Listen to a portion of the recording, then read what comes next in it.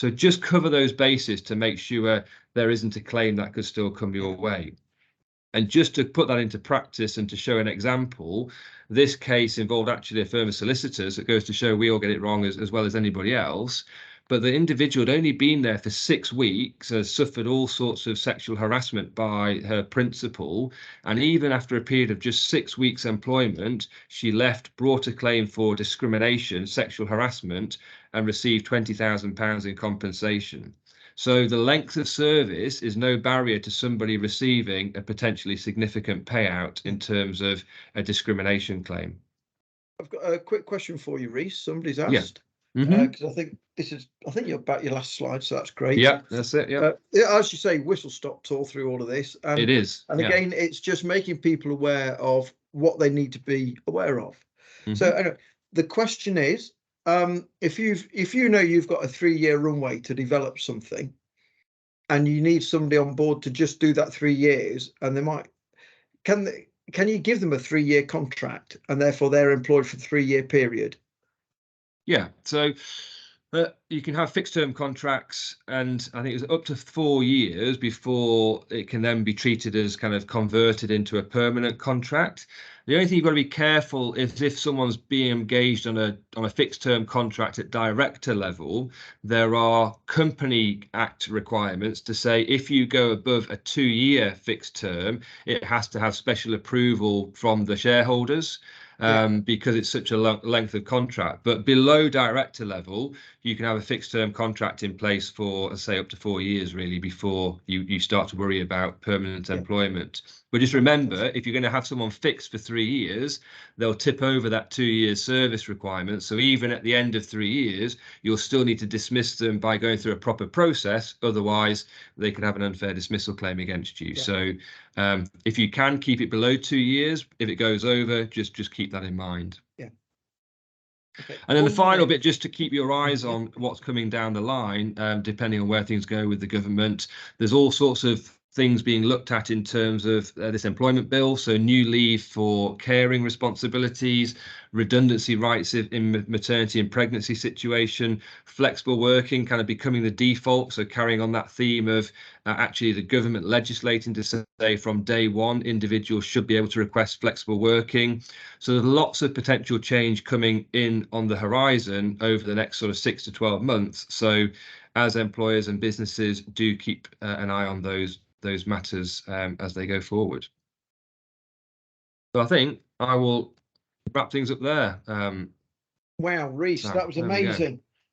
So lots to think about. So yeah, get contracts in place is the key takeaway, and make sure they're carefully tailored to the circumstances. And I think it's not only that, I think it's keep them under review. Certainly as people get promoted up, continue review what are the restrictions you might want to put in place, but there again, what are the rewards? All the rest of it. Reese, really sorry, but I've not asked too many questions, but that's been absolutely fantastic. So Reese's contact details will be on the slides when they get circulated. If you would like to download those, please get in contact with Reese if you have specific questions. Reese, thank you very much indeed. That's been absolutely terrific. Right, Rachel. Hello. Saving the best till last, this is. I hope so. I hope so. Right. So, Rachel is one of the. Are you a regional director? I am a regional director. Yes, that's my title. So the CFO Centre looks at helping companies get placed, I think, from their pool of people that they know, non-execs and CFOs, into companies to give them that strategic outside assistance. So off you go, Rachel. Thank you very much. Perfect. So can you see my very pink slide there, Sam? That is a very pink slide, and I can see that. Yeah, we love a bit of pink in my business. So yeah, my name is Rachel Riding, and I am the Regional Director for North and West Yorkshire for the CFO Centre. Thank you, TBAT, for inviting me to speak today. And I am very conscious that mine is the last presentation. So congratulations, everyone, for making it this far. And the good news is I speak really quickly, so hopefully I will get through that. I've been asked to speak about the role of the non-executive director, which is hugely aligned with the CFO Centre offering, if I'm honest. So yeah, we provide superstar finance directors and CFOs to help ambitious entrepreneurs scale and grow faster, increase valuation, and get out of the day-to-day of their business. Those high caliber finance directors and CFOs work on a portfolio part-time basis. So what is a non-executive director? It's a member of the company's board of directors or senior leadership team who does not hold executive office. An executive director acts as an independent advisor, and they're not responsible for the daily operations of the company. So most of today's presentations have been focused on the employees, but a non-executive director is different. I'm probably going to use the term NED moving forward because non-executive director is such a mouthful. So NED, it stands, it usually stands they usually stand even back from the day-to-day running of the business, working predominantly alongside the executive team as required to facilitate the strategic decision-making process. Exactly what that entails will vary from company to company, depending on which stage they're at in their development. So a new business, for example, the NED might act as an entrepreneurial mentor whose regular presence in the office provides inspirational leadership and experienced voice guiding the company as it grows. A more established business, a NED attends board meetings and offers unique insights from their own perspective, such as issues relating to strategy. So what does good look like? So there are award ceremonies for everything these days, and these two were recent winners at the NED Awards. So Paula won the FTSE 100 NED of the Year for her work with National Grid, and she was praised by the judges for her decisive and pioneering nature, which is great to hear. She was praised for her impact across the strategy, governance and culture of the business, and she was instrumental in the strategic planning and delivered significant value to investors. She's been credited with being pivotal to National Grid's strategic leap that will shape the path of the business for the future. And the second person pictured there is Sir George Buckley. So he left school in Sheffield at the age of 15 without any qualifications. And he is a true British success story, really. He's worked for all of those businesses there, either fully employed or as a non-executive director. And his Lifetime Achievement Award came recently off the back of his specific skills, which are driving business growth, strategic guidance and profit improvement. So they're kind of specific examples of what a NED can bring to your business and what big businesses are kind of looking for. This slide shows words often associated with NEDs. So if you're looking to explore a NED option for your business, what should you consider? So a company could look to find a NED that complements the balance of skills, experience and perspectives of the existing leadership team. A NED doesn't necessarily have to know the industry in which you're operating, as this knowledge should come from those executive directors of the business. Rather, the value of the NED lies in their ability to identify and advise on new challenges and market opportunities and to develop and refocus strategic plans. It's interesting to note there's no legal distinction between a non-executive director and an executive director. However, in practice, NEDs are fundamentally outsiders to the company, detached from the day-to-day and valued for their objective insight. So one point to note is that NEDs can be disqualified as directors, like an executive director can. And IR35 that was just mentioned is definitely in consideration here for the vast majority of NEDs. Non-executive directors do generally receive payments for their services. However, they're not considered employees of the company. NEDs don't typically receive employee benefits like pensions and bonuses. Their income is subject to tax, though, and in some cases, the company will pay the tax like PAYE. In others, the NED will receive gross and they'll file a self-assessment tax return. Some organisations in the public voluntary sectors don't pay NEDs, though travel and expenses are usually covered, but this is more of a kind of voluntary role. A Ned can often be a co-pilot to the business leader, a confidant, a mentor, and a support system. Being a business owner can be very stressful, it can be lonely, and it's definitely demanding. So knowing you have someone by your side that's a trusted advisor and in your corner to talk things through can be a hugely powerful thing. And Ned can help retain staff as well in other areas of the business. We all know that recruitment is challenging at the moment. And one thing that I'm working with my clients on regularly is retaining the good staff that they have. But not only retaining, but empowering them to take ownership and progress in their roles. I think often when we all interview staff, you'll probably ask the reasons for leaving their last role. And often an answer I hear is that they don't see a future for themselves with that business. There's no progression, or they're just not inspired by their current role. And Ned can bring that excitement and that direction to a business. Having someone on your board that has worked in a huge business or a well-known brand or a market leader in their industry can really get the attention of your people. And that Ned can then mentor, develop and inspire them and your leadership team to make positive changes. As with all things, a huge consideration needs to be the relationship, though, as well. So in the case of the Ned, it's the relationship between the business owner and the leadership team and the Ned themselves that's probably most important.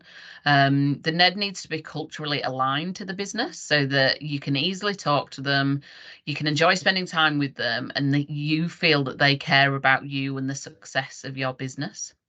It's a hugely intangible thing, though. And my role as regional director for the CFO Centre, I'm in essence the matchmaker in our business. So I'm talking to prospective clients and understanding what they need from a technical perspective, yes, but what's vastly more important is that relationship. Who from my team would be the best fit for this company and what are they looking to achieve? Just like recruiting a traditional employee, it's the things that cannot be written down on that CV or that profile with their skills and experience that really provide the magic with a non-executive director relationship. So the benefits, though, so fundamentally, what are the benefits of having a Ned in your business? So a fresh and impartial perspective is absolutely number one. So every business must have a board. And if you're a private company, this could be made up of just one director, typically the founder. But if you want to scale up and make the business more investable, you need to form a strong board with diverse skills and experience. Non-executive directors can bring a balance to the board and add a great deal of value to any business, from startups to large corporations even. That person can bring a fresh and impartial perspective, but they can challenge assumptions, industry norms, and drive innovation. One of the main advantages of a non-executive director is that they're truly independent. They're not employees, they're not former employees or investors. So the perspective that they provide is not biased or clouded by company politics or even career ambitions. They act in the best interest of the business and won't be afraid to constructively challenge you. Neds tend to have a certain personal quality as well that makes them suited to the role. They've normally got an independent mindset, the emotionally intelligent individuals, they've got sound judgment and tact and integrity. And in our business, we call it the barbecue test. So are they someone you genuinely want to spend time with? Would you want to go for a beer with them and potentially kind of invite them to the family barbecue as well? So the second kind of benefit of a Ned is often their contacts. They will often have an amazing network of connections and professional partners and peers. They should be able to go out to that network and get you recommendations, introductions, and insight from other people that have had the same or similar business challenges and opportunities. How can you learn from that network? How can you get to your outcomes quicker, making less mistakes and leverage those relationships? Task the Ned to go out and bring back the information and experience that you need. Any small business owner will know how important but time-consuming networking can be, and Neds would generally have already built up that extensive network of contacts over the years. They can introduce you to people you would otherwise wouldn't have access to, be it new customers, business partners, suppliers, team members even, or investors, which can accelerate your company's growth. Commercial experience. So a good NED is an experienced business person with a proven track record of success. They're often an entrepreneur or former entrepreneur themselves, or have worked in C-suite positions in at least one business. So they've amassed years of commercial experience. One of the best things that you can do as an entrepreneur is surround yourself with people who have experience outside your business. Forming a board in the first place is a step towards that, but going one step further, you can ensure that you and your executive leadership team collectively have all the necessary skills that your company needs. It's quite common for businesses to look for non-executive directors who have a particular skill set and expertise, like finance, but they should also be able to contribute across the business area as a whole. Modern day NEDs. Go on. Hello, Rachel. Yeah, quick question. On that, I've come across companies where they've said, yeah, well, I've got a coach and I've got a mentor and I've got a NED and I've got a senior CFO from outside the company, and they actually get paralyzed by having too many people talking to them. And I suppose it's a case of having the right team, isn't it? And of the right size for your business, because, I've seen people paralyzed by it. Well, my coach is saying this, my mentor's that, my NED is saying this, and do you not have to temper it with kind of limiting the amount of stuff you're being bombarded with? It depends what you're looking for. And I would say that if you've got multiple advisors, they all need to be aligned to each other. And if they're not meeting regularly themselves, they need to have an awareness of where their boundaries lie and who's responsible for what. Because if you've got two different advisors pulling you in two directions, that's never going to work. So really understanding the boundaries of each of your advisors and where their skill set is and where their accountability lies is really, really important in this instance. Yeah.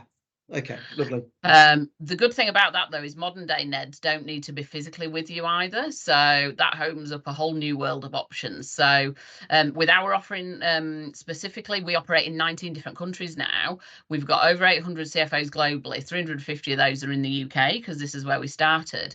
But you might specifically be looking for commercial insight into a new geographical territory as well as an industry or a skill set. So a NED can often provide that as well. Accountability, NEDs are definitely responsible for holding the board to account. They help with the company's performance and strategy and ensure that the board is operating effectively and acting in the best interests of the company and the stakeholders, including shareholders. For example, the board must present the company accounts to shareholders in a way that accurately depicts the business's actions, financial performance, and internal control systems. The NED plays an important role in ensuring that they meet this obligation. It's one important thing for the NED as well to be really asking the questions that nobody else in the room is asking. Yeah. Fundraising opportunities and expertise, a NED should definitely make it easier for you to find and secure funding or investment. Not only do they have funders and investors in their network, but they can provide access to, but potential investors will see a strong board as a considerable asset. Non-executive directors tend to have financial acumen and experience, which can give an investor greater confidence in their investment. NEDs will also provide guidance and support throughout the difficult fundraising journey, likely having gone through it several times before themselves. Support generally, though, we currently find ourselves in a disruptive risk landscape and challenging economic environment, which is forcing many companies to rethink their purpose and revisit how they operate. The support and guidance and insight of a NED can provide cannot be underestimated. Their role should be to scrutinise whilst being supportive, and especially young business owners that might not have been through a recession or some of the geopolitical experiences that we're going through at the moment. Someone that's been there before, got the kind of battle scars, would definitely be good to have in your corner. And finally, the strategic guidance. Going back to those award-winning NEDs from earlier, they were both recognised for their strategic guidance and insight with the company that they worked with. They had empowered and inspired the leadership team of the businesses that they worked with to excel. A business that's not working strategically is in essence robbing from its own future, and we'll come back to that. All of the benefits come down to this in the end strategy, what the journey is that the business is going on, and having all the people in the business that understand it and behind it, and then all striving to achieve and pull in the same direction is really, really important. So if you do decide to work with a non-executive director, what might that look like? So this is our version of that journey. So whenever we start working with a business, we always want to know what the business owner and that leadership team really want to achieve. And then we would break that down. So the things that really matter to you and the timescales in which you're looking to achieve it. So when we first start working with a business, we're normally in this state. So the business owner is working very hard. They might have a lack of energy, and it might feel like just every day is a struggle. So there's definitely been a few bumps in the road, and there's been some growth, but it's hard work. So when you start achieving some operational benefits, there's definitely growth to the business. There's efficiency in cash flow and profit, and the owner's probably getting out of the business day to day a little bit more. But where a NED and a CFO in our instance can really add value is when you start working at this strategic level. So it generally leads to accelerated growth and more time and freedom for that business owner. And freedom's different for everyone. It might be financial freedom, it might be time away from the business, or just options and choices. And a CFO or a NED will not only guide you on those options, but which order you want to approach them and what's most important and where are the kind of fires that you need to fight on any given day. So personally, we have a 12-box approach where we break it down into very specific things that we would work with you on. The bottom 8 boxes around operational and business support benefits need to be working very, very well before you get the option to work in the strategic space. And that's all part of what a CFO from us would work with you to do. Everything that you do with a CFO or a NED should be broken down into different timescales as well. So short, medium, and long-term goals. And then that accountability that you talked about earlier, if you're working with multiple people and multiple different advisors, clear direction, clear accountability, and a way to communicate. So with us, we use work plans. Moving on. So this is my last slide.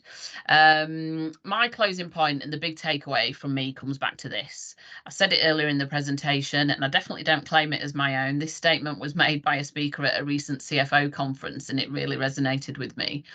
A business not working strategically is a business who's robbing from its own future. So as a business owner, what are you doing today that your future self will thank you for? A huge thing that you can do is get good people into your business, ones that are better than you at doing their role. Non-executive directors, in whatever guise that is a person that would support the business owner to drive that strategy in that direction. Keeping the business accountable, identifying those risks, challenging decisions, assumptions and beliefs, and fundamentally putting the business in a place where it can maximise every opportunity that comes along. By working strategically today, you're setting yourself up and your business to be very successful in the future. I'll hand back to you, Simon. Wow. Thank you, Rachel. What I think is really so very important. It's the NED can help you get the building blocks in place to make sure your company is running as well as it can do. But it's also forcing you, and we mentioned this earlier, about working on the business instead of in it, and thinking about the strategy. And it's not only then developing your strategy, but it's so much the importance of being held accountable to deploying that strategy. Because a lot of people come up with a fantastic strategy, they just put it in an envelope, bottom drawer of the filing cabinet. So they could have made millions, but they then get working in the business again. And I think that the real power of the NED is to make you accountable for deploying the strategy that you've now developed. And getting their hands dirty. Like a CFO from us and a NED would actually be working with your team and making things happen and introducing the right people and really driving that forward. It's not kind of writing you a strategy document and leaving you with it to go dusty on the shelf. It's actually day to day, what does this mean and how are we putting it into action in our business? And that's where the real value and the real kind of magic comes from. Yeah. No, that's been absolutely fascinating. Thank you, Rachel. So I think, Joe, if you could just put up the last slide. Thank you very much, Rachel. I think we've run out of time. To be fair, over 4 hours, only being 7 minutes late. I'm absolutely delighted with that. Thank you so much to all the presenters for spending your time. We started with Scott, and that was all about you as a person, as opposed to the people you employ, that work-life balance, thinking about where you're starting from, where you want to end up, the journey you might go on, how you can protect yourself along the way. Absolutely fascinating. Simon Bucknell from EMBS talking about being fit for recruitment, making sure that your company's a great place to work for and the brand that puts out there, and how you can perhaps afford some of the better people that you may not think you can do to actually really help you grow your company. We had Rachel talking about how to really engage with the staff and actually understanding what makes a great employee and how you can make more of them. And actually, there are some people who have a bit more negative impact on your business, and actually trying to transition them up the ladder to be better people and actually making sure everybody's sat in the same canoe paddling in the same direction. I thought that was terrific. Chris from Vested talking about EMI schemes and growth shares. So a really great way of actually getting people engaged in your business and making them keen to be with you for the long term, not just the short term, be in and out in 6 months, 12 months, 24 months, but actually seeing you and being enthusiastic with you, growing your business to success so they receive the financial benefit at the back end. Reece trotting through the legals of business. Obviously, it's a bit of a minefield, but you just need to get that in place, understand who you're employing on what basis, making sure you've got the right contracts. A bit of an update on some of the legislation coming through. The importance of those contracts and amending them as people's roles grow and they get more mature and they get promoted in the business. And then finally, Rachel talking about the role of the NED and actually challenge you to work on your business and deliver the strategic plans. Absolutely fantastic speakers. Thank you very much indeed. Quick slide there. Our next workshop is all about product design and protection. It's not just product design, but it's also web design. And it's all about making sure you've got the right products for the right market and you can make money on the back of them. And if you do that, how to protect it and make sure that nobody can pinch what you've got. That's in 4 weeks' time. And then a following 4 weeks after that is our final one, all about commercialization. Joe, can you go to the next slide, please? I think we've got a recap about the full stage for the Innovation Challenge. Please do consider taking part in this. It's a fantastic opportunity. There's some great PR opportunities to get what you're doing recognised in a broader group of people, and there's a fantastic price packages that are available to the top 3 companies. Closing date is still quite a way away. It's the end of July, and then our big event is going to be mid-October. So please make sure you do it. Thank you very much for attending today. You've had some great questions coming in. I'd like to thank just once more for your time, for our presenters' time, and very much look forward to seeing you on the next workshop. Thank you very much indeed. Cheers now. Bye-bye.